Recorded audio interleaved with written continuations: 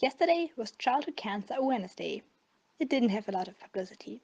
In fact, I only saw a single Facebook post about it. However, there were a ton of posts complaining about the lack of posts.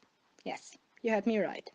People who didn't make posts about childhood cancer complained that there weren't enough people making posts about childhood cancer. These people helped no one.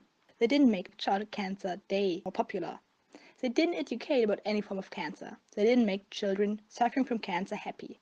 They didn't encourage them. They didn't educate other children. All they did was make themselves seem good and righteous, like they were the only ones who care. But they don't. Obviously they don't. Otherwise, they would have made a real post about childhood cancer or the awareness day for it.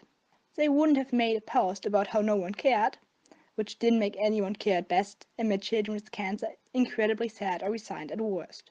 They wouldn't have made angry posts about how it is Valentine's Day's fault, showing they only care about evil, commercialized holidays. They wouldn't have made a post about how they knew of Childhood Cancer Awareness Day and yet didn't care at all.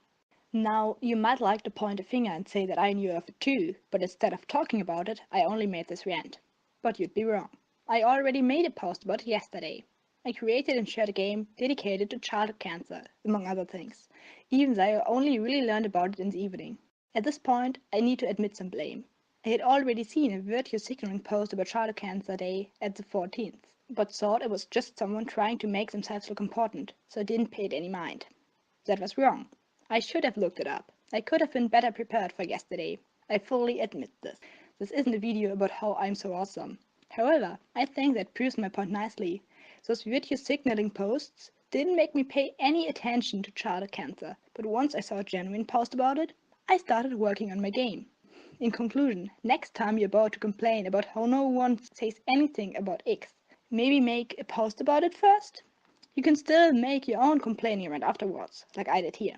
I tried to bring attention to childhood cancer, but I still made a post about virtue signalers. It's not mutually exclusive. You can do both. You can even do both in one post. To prove my point, here are some facts about childhood cancer. Any cancer a child suffers from is called childhood cancer. Cancer is not contagious. Tell this to your children so they A. won't be afraid to befriend children suffering from cancer, and B. won't break up with their friends to protect them. Cancer is caused by mutated cells. They keep growing and don't die. It's called a tumor. Cancer doesn't make you lose your hair. It's cancer treatment that does. Each year, more children survive cancer than the previous year.